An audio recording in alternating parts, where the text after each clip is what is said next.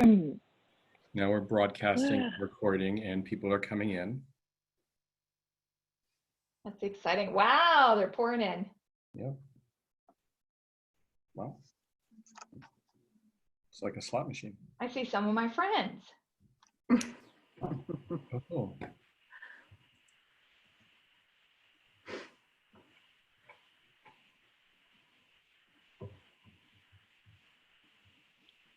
Kind of like watching your temperature go up. That's a very dangerous thought in this day and age. Yes. Yeah. I know, right? Right. Like,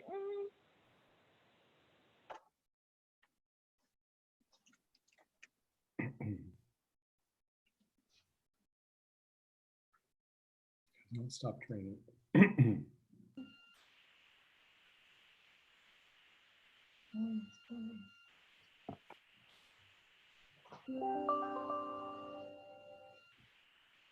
So I heard that. Did anybody else? I heard it too, and it wasn't me. I heard It was it. me. It was me. Okay, it was Jean. Hey, how do you turn them off? Did you like right click it down below, or is there something else in Zoom that allows you to do it? No, I just had to dismiss them. They were just reminders of today. Mhm. Oh, okay. Hi, it's today. It's Okay. today. We're supposed to be here. Should we start, Phoebe? Or Give a couple more minutes. I find that usually webinars just to Well, make I sure don't hear everybody's Phoebe. on. Do you want to do introductions of everyone while we're waiting for everyone? Let's just see. He's if on Phoebe mute. might- Is Phoebe on mute? Phoebe's on mute. Yep. Hold on. Thank you, Jean. Phoebe, your microphone's not working. That's She's like weird. in full deep talking. I'm going to mute and unmute you again. It's weird. You might have to do it on your own Yeah, on the bottom. and Kevin's muted too. Uh-oh. Unmute all. There, he's unmuted. Okay. Okay, I'm Okay, There you go. There you go. there you go. All right. Technical Always. difficulties. Always some technical. Okay. we have 91 participants right now. Oh, So 82 attendees. Wow. Are we ready? Should we start? I think we should start. All right. Good afternoon. Welcome to the first webinar hosted by the newly created and independent Ageless Living Collaborative, or ALC, as we're fondly calling it.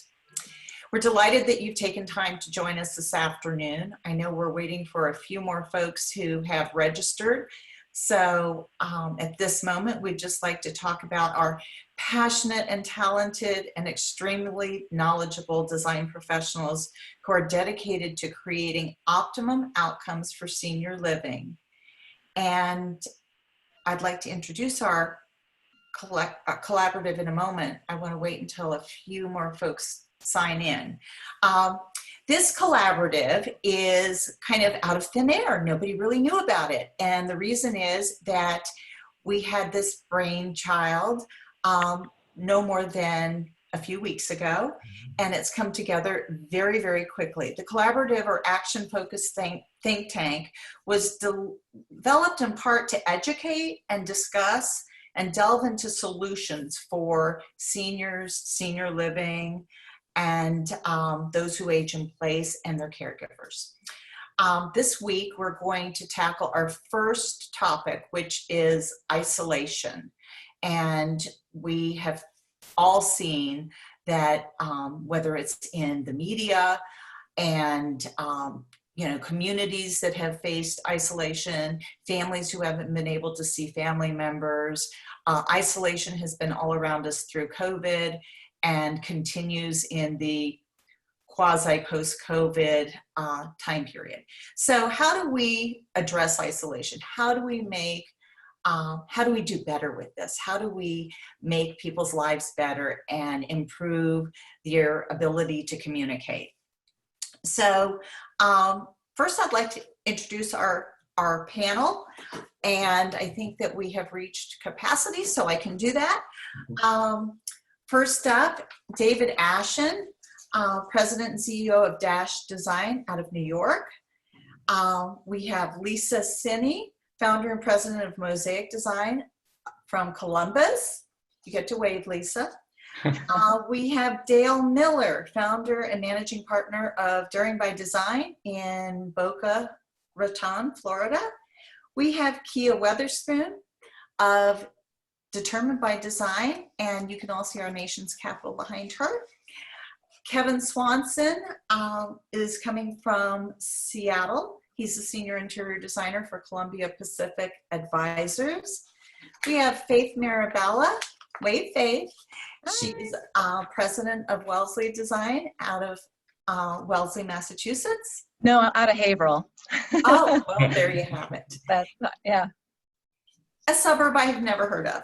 And Laura Busalacci from outside of Milwaukee, and senior design director. And then we have Jane Rohde, who is outside of Baltimore, and she is principal of JSR Associates. So we really want to thank our panel for joining us today. I am Phoebe Stein, president of Olive Presents. I'm out of the beautiful city of Chicago. So we're going to start this afternoon talking about what's bad about isolation. Why is all this conversation about isolation, and why is it such a big thing? Why is it such a scary thing for people? Faith, would you like to start us off on that? Yeah, I'd like to just maybe set some basic, understandings around isolation, because we're all coming from different areas on this webinar today. And I think a lot of times we think of isolation in terms of loneliness. So they're not necessarily the same thing. Isolation is a physical manifestation. You can see if somebody's not a part of a group or on their own, where loneliness is a subjective experience of not being around people. And as social beings that we are, that's the part that I think we talk about a lot. So sometimes we cross over when we're saying loneliness versus isolation or vice versa. So I think that's so good. Why is isolation so much worse for seniors, Faith? You know, we've heard that this is such a tremendous challenge for seniors, especially during COVID. You know, the rest of us may be with our families, we may be with roommates, but seniors alone. Yeah, actually, statistically, they're saying that isolation affects 1 in 5 older adults. So we're talking 20% of that population that is affected. And the thing about, maybe isolation isn't so bad on its own, but the problem with loneliness, it leads to a lot of health problems. So when you're thinking about, it impacts individual health, community health, and has economic implication as well. Some of the health factors are, you can have high blood pressure, lower your immune response, which is really detrimental right now in the age of COVID. We want to make sure that we have strong seniors can fight off flu and COVID. That also loneliness gives you a risk of increased heart disease. You might experience dementia earlier in life than you normally would have. And then also it increases the risk of death by about 45%. So that's kind of a big deal. That's why we're talking about it. That's a big deal. It's a big deal. Do we think that the isolation, especially during what have been typical socializing times, are what's magnifying this for seniors? It's interesting because some of the studies that we're seeing now, we've always thought of it in terms of seniors. I mean, a lot of us in this group have worked with seniors. I think that right now, because we're in the age of COVID, we're actually seeing it. They're starting to do some studies about that. MIT did a study, and it was really interesting to find that not only, seniors feel isolated, and by generation, we actually increasingly feel more isolation. It's interesting with the Zoomers actually feeling the most isolated. Also, what's important to know is, during COVID, all of those levels went up. And then also the attitudes of recovery were very interesting about, so actually you had, everybody else kind of went back to the pre-COVID expectation about their isolation or loneliness attitudes, except for the Zoomers. Theirs actually improved. So that was pretty exciting. So Especially since we're on Zoom. yeah, exactly, and Zoom. So I think, you know, again, even though we focus on seniors, I think that this is something that affects everybody, and that's why I like that we are called ageless living, because I think there's a lot of solutions we have by looking at everybody in relation to the things that, you know, we're going to talk about in this session and future sessions. So Well, how can we help the lonely people, as the Beatles called them? All those the lonely people. How can we help them? One of the great things is if we can help instill a sense of purpose in people, if they have a place to go, something to do, and that's part of sometimes, you know, being a part of groups. If there's a way that we can, you know, change their attitude, that have a, you know, positive attitude about aging. So reframing aging is a really big deal. I mean, we are, you know, we know about ageism, and I think people have a certain idea about ageism and what that means for themselves and in a society. And I think all of us need to adjust. I catch myself all the time, you know, even dealing with seniors, it's not them, you know, we are them and we will be them, you know, it's us, it's all of us together. Well, and so that's because we're the families. We're Yes. the families. yes. Well, you know, how can the residents as well as family members communicate without being in the same space? So avoiding that isolation and, you know, communicating, like how do we do that better so that people feel better? I think there's a lot of solutions. I think technology has filled the gap. I know Lisa Cini, she's raring to go to talk about some details about that. Well, I'm actually gonna ask Dale and Kia to jump in here for a second and maybe talk a little bit about residents and family members communicating, not being in the same space. And whoops, we've got I think wrong art. Here we go. Perfect. So this is an interesting question. I think go old school. I think this image is really a great way of how people can connect now. Handwritten letters and notes, they take a little bit more thoughtfulness and intentionality to your exchange. But also I think, you know, more frequent check-ins, not these long phone conversations. Prioritize a morning text or a photo or some type of, 10-minute phone call. I remember, I want to say back in the day, there used to be these kind of, prayer groups or, three-way phone calls among family members. I think going back to kind of some of these, intentional connections, it doesn't have to be a Zoom. It doesn't have to be this advanced technology. Just go back to basics with handwritten notes and, daily check-ins and phone calls. I think it's a great way for family members to still connect more frequently. I agree with that. Actually, this image is a pen pal, if you will, of our very own Maritza Zapata, who is part of our Ageless Living Collaborative team. And she has been corresponding with Dorothea. And I love this image because clearly it makes a difference. There are many organizations like the Phoenix Assisted Care organization. There's something called kindly.org. There are a number of ways that we can connect with seniors in a very direct manner through these organizations, with a letter, with a postcard. As you said, Kia, go old school. A lot of this we may be ageless, but a lot of our folks living at the top of that age group are not necessarily as technology savvy. And so to write a letter or a postcard is something really meaningful to them. That's true, Phoebe. And the art of letter writing is not lost on those seniors. They love getting cards and letters, but there are other ways to communicate as well. In our own family, our aunt, who's 109 years old this year, was celebrating her birthday at her senior living community, but she was all alone. And so we organized a Zoom birthday party, and relatives from all over the country jumped onto Zoom at the assigned time and wished her a happy birthday, and it made it a very special occasion for her.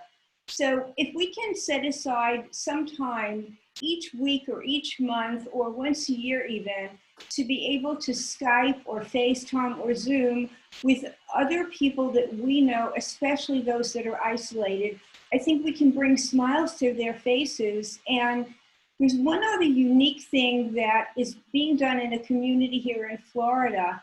They have a Wednesday meetup, and relatives actually drive up to the community, park their car, there are umbrellas and fans, and the resident comes out, seats themselves comfortably, and then they can communicate from their seat to the people sitting in the car and enjoy each other's company almost face to face. It's been a tremendous success. So we need to create ways to communicate and to keep communicating with everyone else to eliminate the sense of isolation. That's a great idea. That's really beautiful. I think if we remember to keep the human part of when, as we're integrating with technology, I think we think it's like this other thing. And so, you know, and technology is any sort of tool that you use. So even if that's old school, but it's any of those things that give you those goosebumps and connections. And so, you know, I think I'm glad we're mentioning it. Any other ideas from the panel? Anybody else want to weigh in on ways that we can combat the isolation and keep residents and family members in communication with one another? I love the idea of the meetup.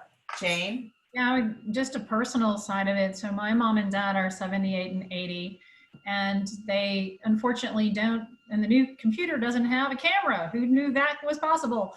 So with that in mind, every Sunday we watch independently. We watch Sunday Morning on CBS, and we watch Face the Nation. And then we have our 2-hour political conversation, and everything else is going on after it. But it has become something that I've actually learned more about my dad. There was a couple things when he was in the Navy. I'd never heard those stories before. And, you know, as much as we visit or try to visit, I haven't seen them since Christmas because of COVID. And those are decisions that we made together. And from that process, though, it's been really interesting because my mom goes, you know, we really look forward to these because I can say anything and it's an open conversation. It's an open forum conversation, but they usually last about 2 hours every Sunday. And then we do a check base during the week, and then we do emails in between. So I sent Dad a book. We have these books that we read that are the same author, and I kind of got him into one guy, Robert Bailey, and so we started exchanging the books back and forth. Well, which was great. Sent him one for Father's Day. Him and Mom read it, and then I got it mailed back to me.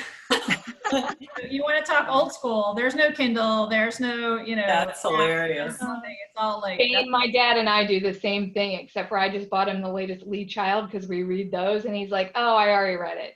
I'm like, "Oh no." Oh, that's so funny. Well, you know, we've got a couple of questions and some commentary from our folks who are with us on the call. We can't see them, but Sherry Picker said, pen pals with our military overseas is a great way to serve both populations. Being an Army brat, I absolutely agree with that. And our folks serving overseas love to get mail. And that's a great way to communicate with people who maybe know more about isolation than the rest of us, right? One of the things on being a pen pal, because Kindly is a great thing, but when seniors write, younger kids don't know how to read cursive. That's just a little tip. So if they could print, that would be great. That's a great suggestion. Good. All right. Well, you know, we've talked a little bit around technology, and we probably need to deal with the beast, right? Because for most of us, it's part of our daily life. For a lot of folks, it just isn't. As Jane indicated, you know, not even having a camera on the computer is really a hindrance if you're trying to communicate now during COVID, post-COVID, and kind of in this new world order. So what are the current technologies that are being used, and what are the newest technologies that have been found to be helpful to our aging population in eliminating that feeling of isolation. Lisa, do you want to touch on that? Yeah, sure. I think the iPad and the smartphone have been invaluable. The only kind of issue is a lot of times you'll end up getting a picture of my dad's ear. And then I'm like, hey, Mom, you might need to, go to the ear doctor, clean that earwax out. Like, we've got it here and then it moves to here so he can hear better. So there's a little bit of that. But there, especially with hearing impairment, having the visual is really critical when you're communicating, because a lot of seniors don't realize how much they read lips. So if they can have earbuds in and see you, plus you can tell when someone's down. And I don't know about you, but there's nothing like when your mom looks at you on a phone, even when you're not together, or your grandmother, and she's like, baby, how's it going? You're like, it's going fine. And she's like, no, I can see it's not going fine. There's something about that they can read, and then we connect on a much deeper level.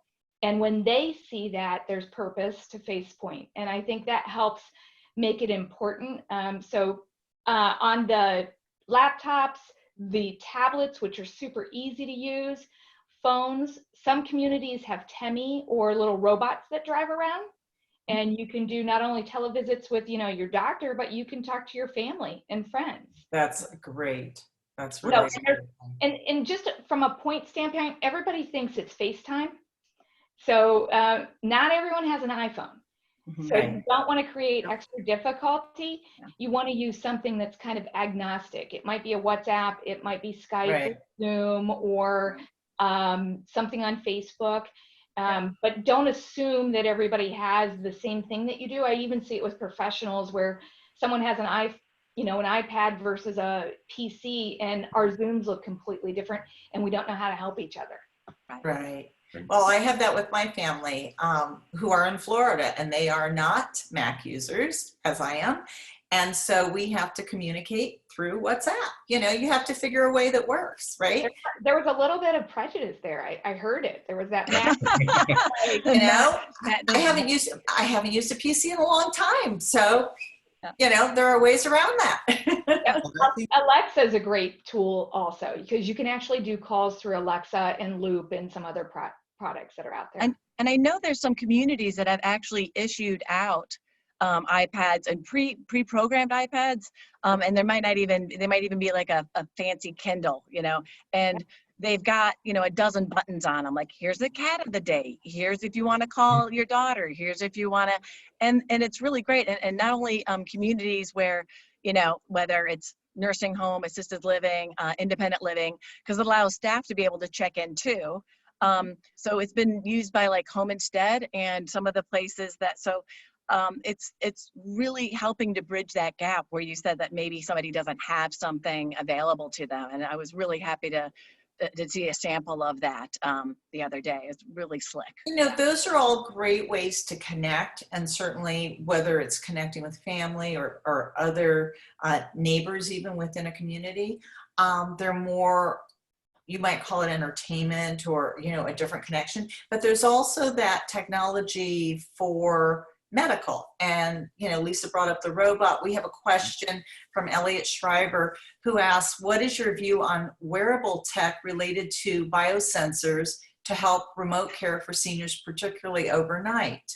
I would like to take that. I'm a huge believer in wearable tech. I think it is not about it being invasive and invading anyone's privacy. It's about being proactive and allowing them to have more freedom. Right. So when someone waits till there's a crisis, that's when they end up in a nursing home or potentially the hospital or don't come home.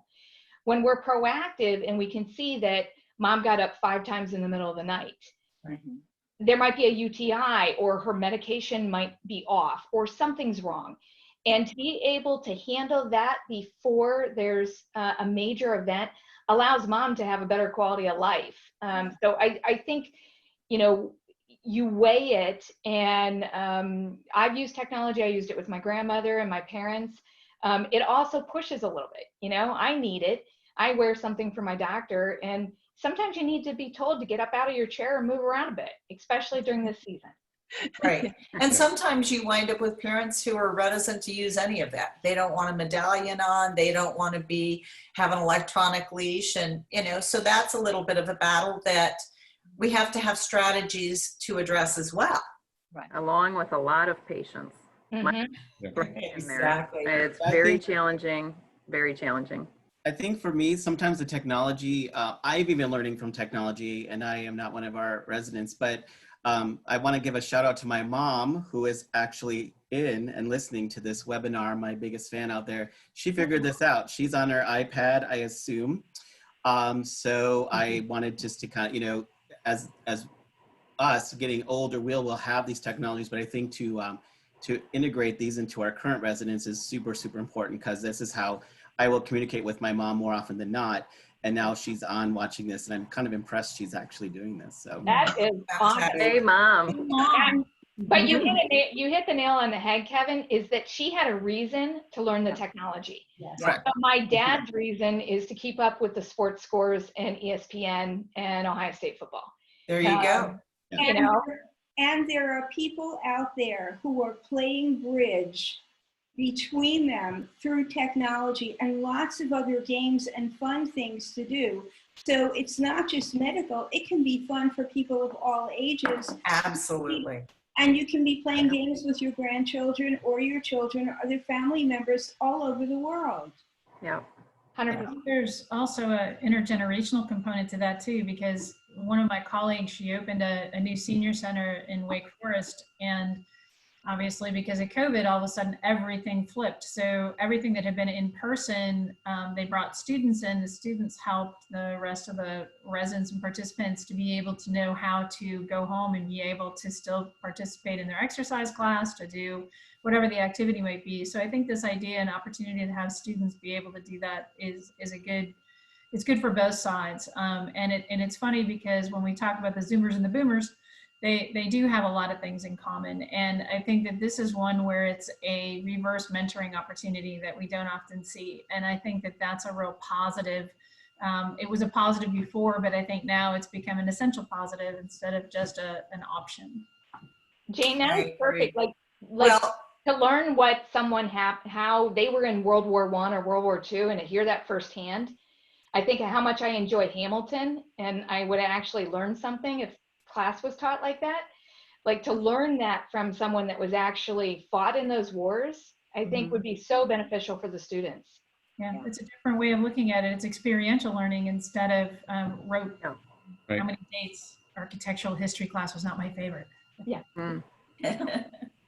well, we're looking at some gamers here, and they're not what you would typically associate as gamers. It's not the 20-year-olds, and they might be in an altered state, or they just might really enjoy the game. But can we talk about gamification and how it can reduce isolation and maybe even depression? And is this typical for our aging community to be, doing games and wearing VR glasses and the like? It's not typical, but when you do it, the HTC, which is one of the largest virtual reality companies, which is what they're wearing.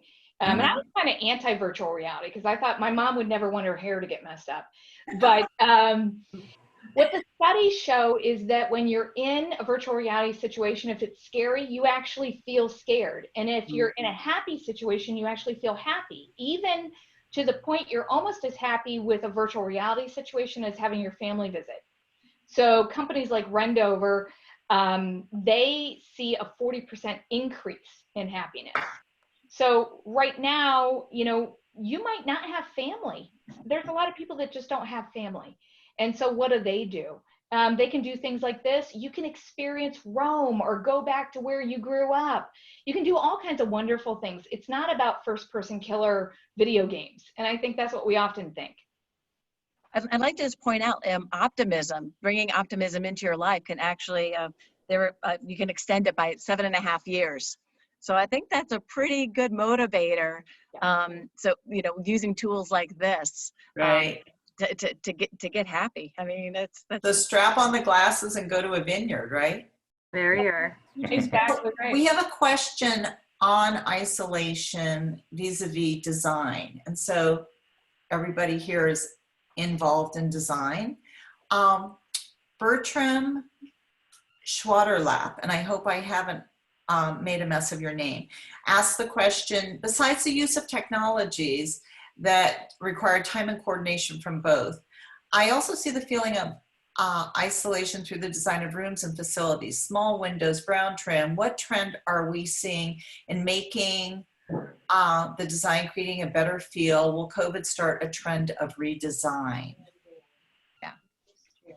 Who Million would like dollar to take question. that? I guess, I think it's yet to be determined. There's a lot of conversations about how design will change because of COVID. It may not change a ton. It might just be modifications.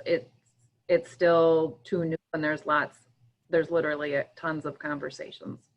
I think I can imagine. I think we have two major conversations going on about COVID. Sort of like, what are we doing in the immediate to have solutions? So, and I thought it was really interesting. EFA's keynote speaker on June 1st, and it's free. Anybody else who wants to go and find it, but they did a lovely sort of diagram of here's your dining room, and then first phase, getting everybody back.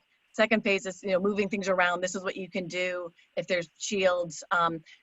But then the long-term things, do we start looking at, do we do anti-rooms that are into, like, especially, in skilled nursing facilities? So, and I say it's SNFs, so that's the technical, or a lot of people call them homes, but that's a different level of care. But I think that we want to look at that and probably design with more options so that we know that, we might not have to wait another 100 years for something like this to pop up, and how are we going to deal with it? So I think we are being really nimble. We're hot-footing it through this, and not trying to get ourselves locked into one prescriptive, solution. Yeah, I think Yeah, there's a lot of communities out there with existing footprints that do have large dining rooms that you could break up into smaller sections if need be. And so, yeah, to your point, Faith. and connection to the outdoors is something Bertram mentions, and I think we're seeing in the communities we're developing now more emphasis on outdoor space, more emphasis on visual connections, and how we can bring the outdoors in as well, and that's going to be important. Yeah. Any other thoughts? We're going to move into small house models, which is something that maybe a lot of people aren't necessarily familiar with. A lot of great reasons to become familiar with that. But how are they faring versus the traditional institutional models as it relates to COVID specifically? Jane, you want to jump in and talk about it? This is like my favorite topic, Phoebe. Thank you. So I wanted to share some research with you guys. So the small house model and what we call residential assisted living, a RAL, or small house or household. The Greenhouse Project kind of kicked that off about 15 years ago. So the Greenhouse Project was started by Dr. Bill Thomas. Some of you may or may not know. Great guy to look up, incredible visionary. People outside of our industry was like, yeah, so it's a small house, but it really is. It's basically taking and deinstitutionalizing everything we know about institutionalized life. And so some of my colleagues at the Greenhouse Project, I asked them for some of the research. They've started a research project when COVID started. And so I have some stats I wanted to share with you guys, and some of them are very sobering, but some of them are also good news. So part of this- Let's start with the good news first, shall we? No, we kind of can't, because then the good news will be the good part. Right? I tried, guys. Yeah, you tried, thanks. So as of June 27, 2020, we had at least 57,000 deaths in the nursing home assisted living industry. And the July 23rd stat, and this is through the New York Times database that they do, at least 59,000 residents and workers have died. 42% of the deaths in the US are in our industry. And so I find this completely unacceptable. I also think that our system has been broken for a long time. So this opportunity, if we can't change and make things better now, I don't know what would happen to do that, right? So the Greenhouse Project, that means you would have 10 to 12 residents living in a grouping, and that could be attached to other groupings. But also this idea of dedicated staff, a living wage, treating the group as a family, doing the correct testing for the staff so that people can be together. That addresses that isolation component. Jane, can I interrupt you a moment? Because you said something about a dedicated staff, and I want people who don't already know to understand why that is such an important piece. And what we have today in most models with basically traveling staff that go from one community to another. And in the case of COVID, unfortunately, have been caring from one community to another. So that's why this is a really important point. Yeah, so dedicated staff is basically means that that group is paid a living wage and doesn't have to work in 2 or 3 or more facilities. Mm-hmm. That is how it is spread. And before we had any testing in place, the 2 components are, even with a emergency preparedness plan, which isn't always up to date in a long-term care setting, but also the fact that the staff is moving from facility to facility and no PPE. So you combine that all together and it kind of is asking for the most vulnerable population to be exposed. I think that's why you have the same thing in incarceration in prisons, and you could also have that in group homes with children. So this isn't necessarily just an elder issue. This is a systems issue, I think. Mm-hmm. And with that dedicated staff, if you can have dedicated staff, then they're not moving from facility to facility. You may have seen the article in France where the staff all just moved in with the elders and they just kind of kept on going. And so that kept all the isolation to a minimum, no PTSD, no severe mental health issues after the fact, et cetera, et cetera. So, but then the small house model, the reason I think this is the time for this to completely shine is I'm just going to give you some rough stats. So there's a number of group homes that were evaluated for greenhouse. And so the organizations are skilled assisted living and family care. So that's 256 greenhouses. Okay. That's 2,674 residents. Okay. Number of homes with positive cases are 14, which is a great percentage. 47 confirmed positive cases and 4 deaths. Wow. So you look at that in comparison. So that's talking about greenhouse versus elder deaths on the national nursing home circuit, 0.42% in the small house model versus 27.5% in the institutionalized model. That stat alone to me points out that we're here, man. This is what we need to be doing. And so we've been opening what we call residential assisted living. It can be licensed as group home, can be licensed as assisted living, depends on the state, they're all different. But basically it's a home and it has 8 to 10 folks, generally speaking. And we believe that there's 30,000 of them across the United States. There's an organization in the Arizona area called RALNA, it's ARNA is what they call themselves, RALNA. And, but that organization and group, I think that's just going to expand this, just exponentially. So this gives us an opportunity to allow seniors to be in the communities they were in with the care models coming together. So we could even see that from, I read an article today about education and that families are going to start coming together and co-teaching to do homeschooling for their children. Mm-hmm. I think we're going to see family to family, neighbor to neighbor come together and start caring for elders the same way. And I think as that wants to happen, right? So it's family to family instead of business to business. Just love that idea. And there are going to be so many more folks doing homeschooling. I know that, we know friends who are doing that. We've got that happening in our own family. Do you think that the small house model and the success of that is going to then influence the rethinking in the design of the communities in the future, given that we've now experienced COVID? We're hoping. So there's kind of a couple of different mindsets. So some of the real estate investment trusts just think that there's a volume there's so many elders that they can just keep doing exactly what they're doing and someone will need their model, right? I don't necessarily agree with that, but I think that there will be some of the same. But I think people who really want to make a difference and are caring for their elders and seniors are going to start looking at alternative models.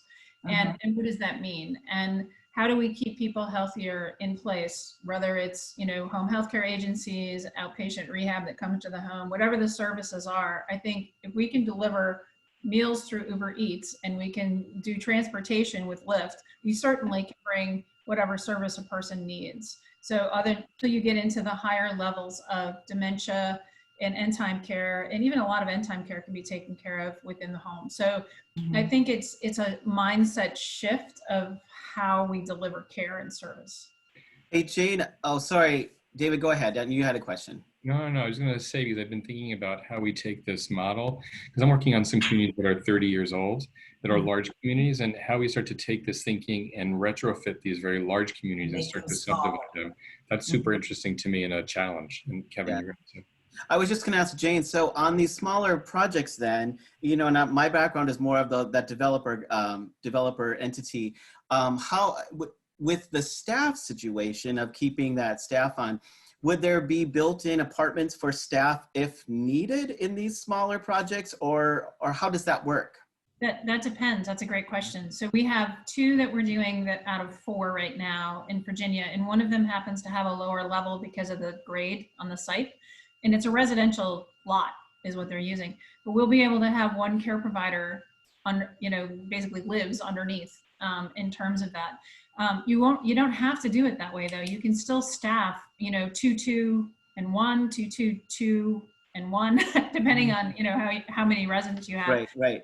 So for the most part, we're looking at 1 chef and 2 universal workers is kind of what we've been looking at. And so in this model, Live Together, that we've been working on, we want to see if we can get authorities to agree that 1 apartment with 8 bedrooms is 1 dwelling unit. And if we could accomplish that, we could provide services without this heavier licensure that I don't think is necessarily needed to provide the care and services that we need. Right. And it has to be integrated. It has to be integrated with whether it's a home health care agency or in our case, we have apartments that would all have access to all the service. So trying to look at it differently in terms of what's the staff look like. And you can share staff.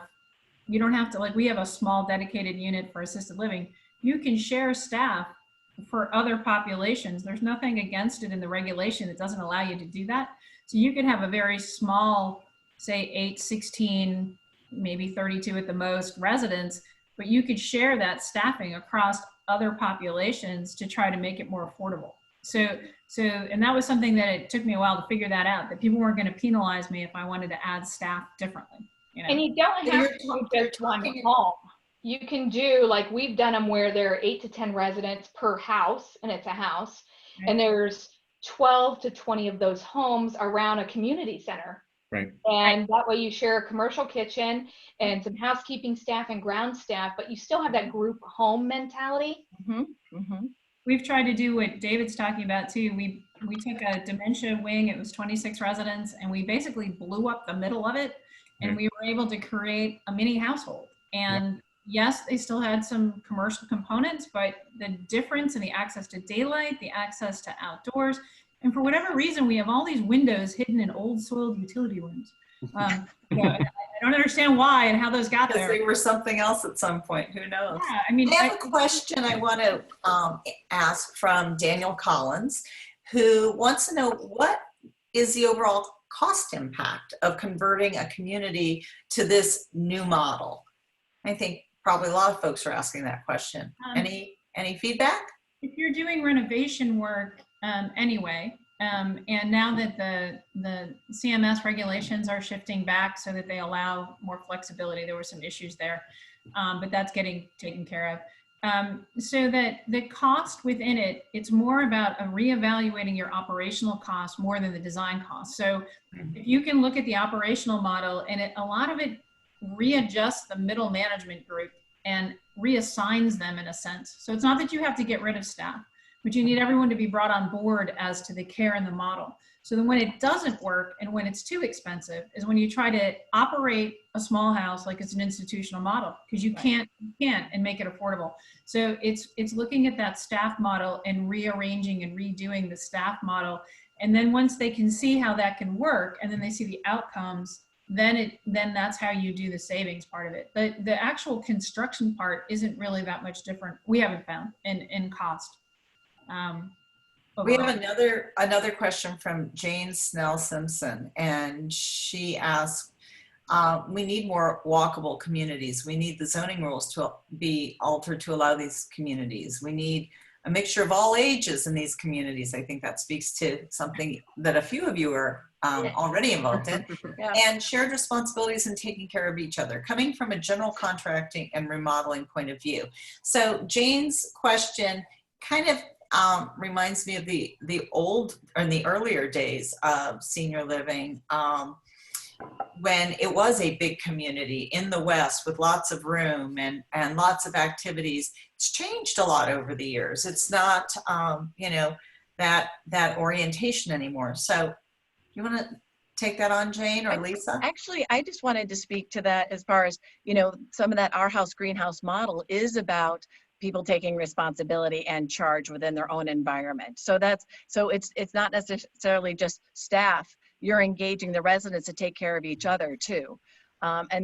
So there's a whole different shift about, you know, a pure community in that instance. So I just But then does that become multi-generational, or are you asking residents who are similarly aged to take care of each other?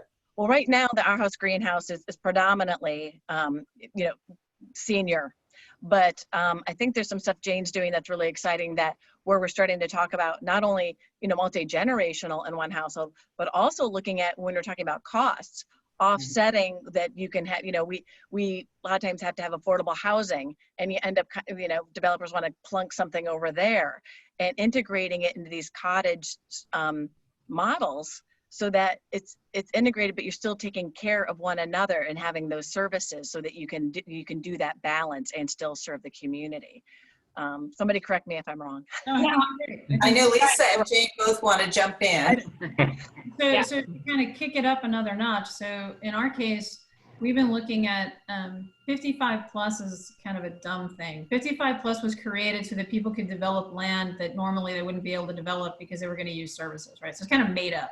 But the nice part about it is that 20% of that can be under 55. So we've been starting to look at students, at-risk youth, and families as the 20%, and the seniors being the other percent. And actually, I just finished a pro forma for this yesterday. We sent it out to a developer in Detroit that we've been working with, and looking at a sliding scale for 30% of AMI to be able to provide some units. We're not going to be able to provide everything affordable. The hardest part is getting that assisted living number down. I mean, we have clients that are charging $9,000 to $12,000 a month, and we would like that to be around $2,500, and that's just not going to happen the way it's structured right now. So we've been working on some other alternatives to that to try to slide the scale down, and slide the scale down for workforce development so that our at-risk youth, our students, can also afford to live in the community they're working in.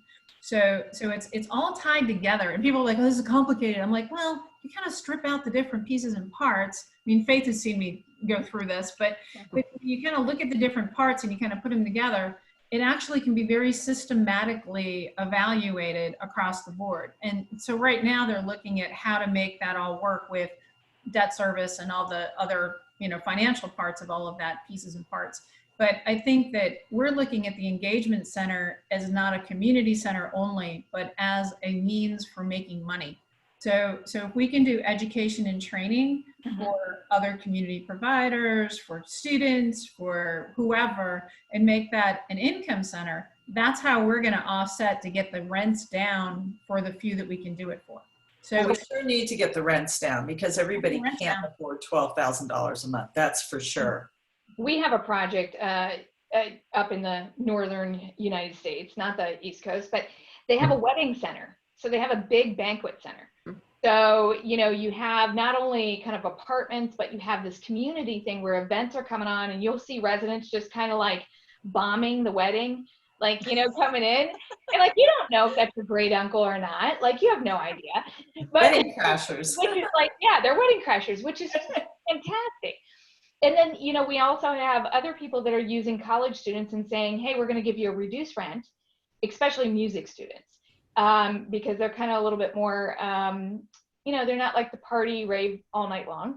And they have to do maybe 10 hours of performances in the home as part of their reduced rate, and they've got to practice anyways when you're at that level. So I think finding some middle ground is very beneficial, and it'll be interesting to see when the colleges come back online, because at least in Ohio, one of our universities wants to put senior focused in the dorms, because they said within the first 6 months, if you don't engage a student, they've been told by their mom and dad they're perfect and they're awesome and they're the best thing since sliced bread, then they go to college and it's not like that. And they need to have that kind of senior wisdom and person connecting. And so they're looking at freshmen and then, 55, 60 and older living in a dorm, which the studies that I've read is a lot of seniors would love to be on a college campus. You have access to free education, you have a fitness center, you have a cafeteria, and you have youth around you. Right, right. I'm going to move the topic a little bit, not too far, but we're about 10 minutes out from our timetable. And I want to talk about the challenges that surround dining and how to keep people safe and not isolated during their dining times. How to set up a dining room today, because our standards and our requirements are different. What are communities doing about their staff, and how are they keeping illness out as their staff tends to the people in those communities?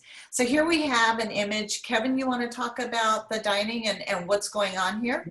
Yeah, so this is a community that I recently installed, and it looks like they've put up some 4th of July decor after I had left. But anyway, I had finished setting up the whole dining room, and then they kind of came back in, and as I was leaving, they were setting it up like this, and I thought, what's happening? I just spent so much time. And they were telling me a little bit about what they were doing is they were testing this out. Now, this building doesn't have any residents yet. However, they were setting this up, I think, for tours and how they can now safely have people in the dining room. However, I think this is a really great solution. One, these particular buildings that are doing this is through the operator that we work with. They're brand new buildings, and so of course they have very few residents right now. And what I think is ingenious is they are using what they have because they don't have the income coming in yet. But look, we can sit 4 people at those tables. They can see each other, they can talk, hopefully they can hear each other, but they have well enough distance away from each other, yet they can still come into the dining room and enjoy a meal. There's also they were putting 3 tables straight in a line, and they were saying that these were reserved for couples. So you can kind of see at the lower right, or lower left, sorry, is that little sign says reserved for couples. And so at one end you have a couple there, and at the opposite corner, the other end is another couple. So of course they can always dine together. But with our big dining rooms like this, you can rest assured you can have some distance between everybody. I think this is a really good solution. Some of the other things that this community was doing, or this particular operator was doing, is they were having smaller menus, but changing it more often. So of course, there's something to look forward to when you come to dine. I think one of the coolest things they were talking about was doing a food truck, and where the residents could actually leave their apartment and social distance, wait in line, and they could go to a food truck and get their meal, and then obviously either maybe go dine in the dining room at a distance, or maybe go back into their homes or their apartments to eat their meal, but at least they had that little bit of social time between. And I think this is coming back to our seeing everybody, even though there's residents living in these buildings, in these communities, they don't always get to see each other. So I think this is a great opportunity. Meals are what they live for, right? So not unlike the rest of us, we were all looking forward to finally being able to go to a restaurant, even outside. Right. I can't wait to go dining again. I can't wait. So I think Dale wanted to. I think that's great. When it comes to dining, whether it's senior living or at home, I think that the beginning of designing really begins with the chef and understanding the chef's needs and his staff's needs and their ideas, and being sure that we're checking their temperatures, COVID testing, contact tracing, not just the residents, but the staff, and that the staff themselves, as they're serving, should be wearing gloves and change them frequently. And I think that if we make it a more simplistic way to dine, where people can pre-select their meals, we don't have printed menus. You get it on the internet, or you get it on your iPad, or there's a large blackboard or a large monitor within the dining room then I think that people can make their choices a good deal more easily. Also, making reservations. And you know, there's the joke about the wife who does it best because she makes reservations rather than meals. Well, reservations are really important when it comes to senior living. They then have something to look forward to. Right. And then when it comes to setting up the dining room, I think Kevin made some great points about social distancing, but we can also create very decorative transparent shields, not just pieces of plexi, but those shields that become a part of the decor, not as an afterthought, making them artistic elements of design on the tables, and then in adjoining areas, it becomes an element of the design. And you don't just have a bunch of tables and chairs in a dining room, which could be visually unappealing. Right. So And I think that, things to think about. yeah, and I think the challenge with shields, it's great because you can see somebody's mouth, but we are talking about a lot of people, myself included, that have a little bit of hearing impairment and guess talking impairment too today. So, you know, that's one of those things that when we're talking about these big spaces where the sound goes, you know, up, up, and up too. We have to take those into consideration. I don't know if even just, if it's about, you know, if we're talking about barriers, but maybe even between tables or between, you know, where we'd have something that have decorative screens that are acoustic so that you can start to isolate sound, you know, to various tables or, you know, smaller parties of people. So, so kind of has that ripple effect that when we start doing, you know, one thing, we have to think of those other things too. So I think that's good for all of us, not, Yeah. not just our aging communities. Yeah, and I was going to ask you a question quickly.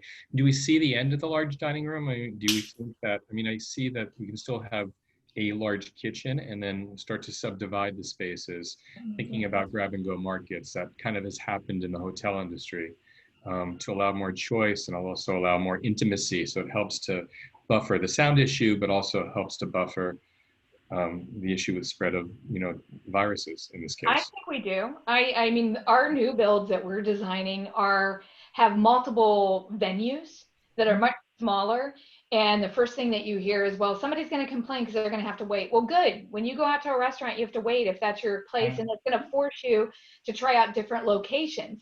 Sure. If you're in there forever, it's kind of nice to sit at a different place for breakfast, lunch, or dinner, or go to the pub versus the cafe, that kind of thing.